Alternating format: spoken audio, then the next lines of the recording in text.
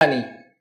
اب آئیے, اب ہمارے پاس ہوتا یہ ہے کہ طلاق دے دی جاتی ہے, ایک جھٹکے کے اندر کھٹ کھٹ کھٹ 3 باتوں کا استعمال کر لیا جاتا ہے, اور اس کے بعد جو ہے جب وہ رائٹ ایکسرسائز کر لیتا تینوں, اس کے بعد پھر ایک طریقہ نکالا جاتا ہے کہ حلالہ کر لو تو یہ پھر سے تمہاری نکاح میں آ سکتی ہے.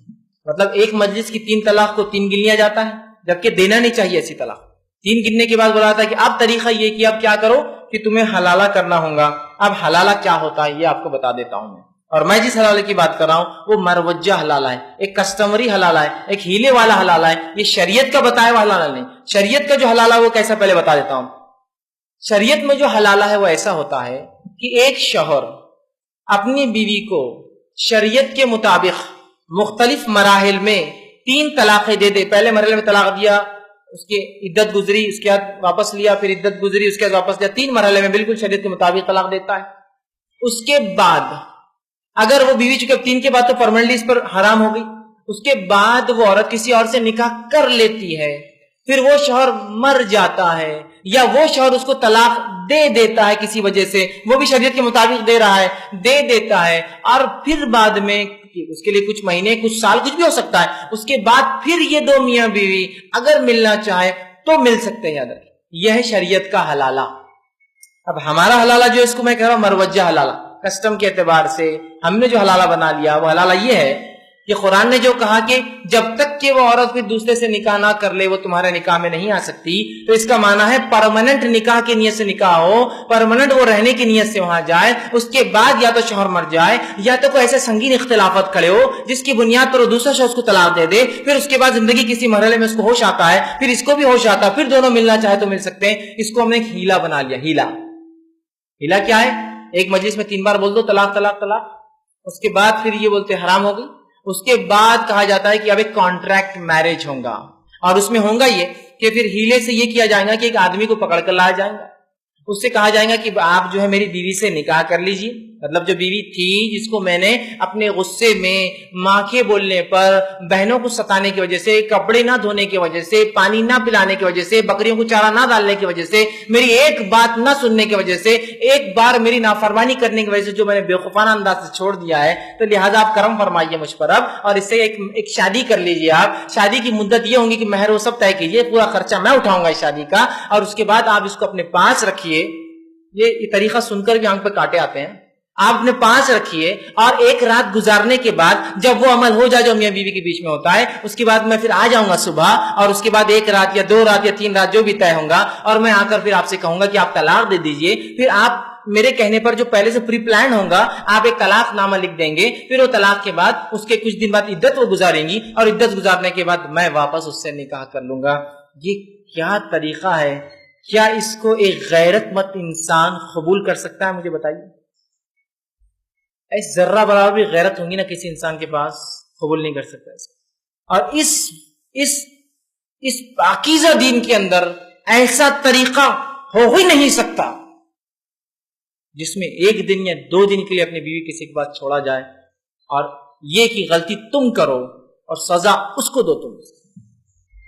یہ کام نہیں تھا شوہر کا کہ پہلے سوچ کر ہی کرتا.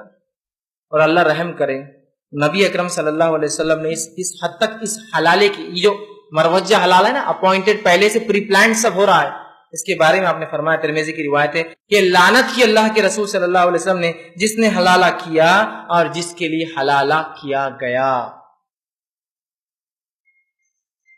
اتنا بہترین طلاق کا طریقہ شریعت کے دینے کے بعد اگر کس کو یہی طریقہ پسند ہے, تو میں نہیں سمجھتا کوئی غیرت مند انسان سوچ کر بھی آنکھ پہ کاٹے کھڑے تھے کہ اپنی بیوی کو کانٹریکٹ کے طور پر کسی کے پاس بھیجنا, خرچہ وہ اٹھا رہا ہے شادی کا, اپنی بیوی کی شادی میں شریک ہے, وہ اندازہ لگائیے اس کا.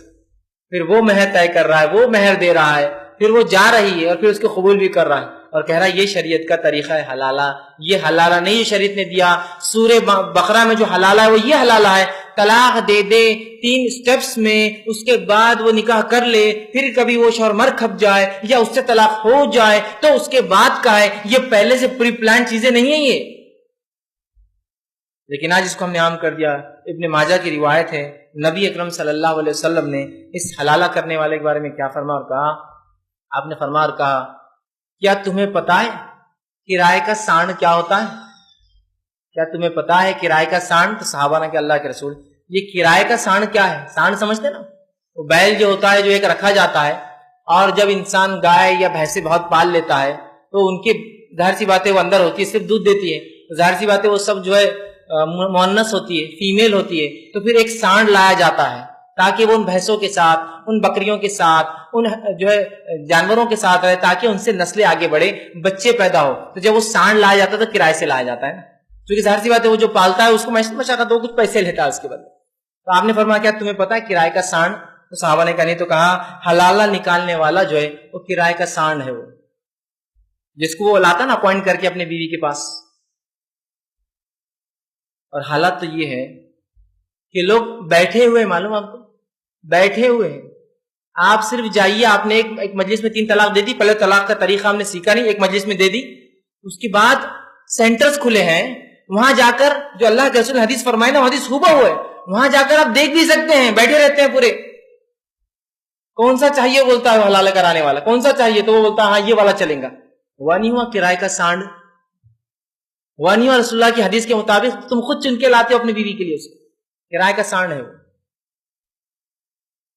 سننے میں بہت برا لگتا ہے، لیکن آج حالات کیا ہے آپ دیکھیے، حلالہ سینٹرز کھلے ہیں، بھائی آپ 3 طلاق دیجئے، ہم آپ کو رجوع کرائیں گے۔ کیا ثواب کا کام ہے بھائی، میرے اپنے بچے ہیں 4-5 سانڈ بنا کے رکھا ہوں، سب کو بٹھا کے رکھا ہوں، دیکھو کون سا چوائس کرو، یہ کر دیں گا تمہارے لیے حلال، پھر وہ اپوائنٹ کر رہی ہے والا چلیں گا، پھر اس کے ساتھ وہ گزار رہی ہے کچھ راتیں، پھر اس کے بعد یہ کر رہا ہے، یہ کیا ہے؟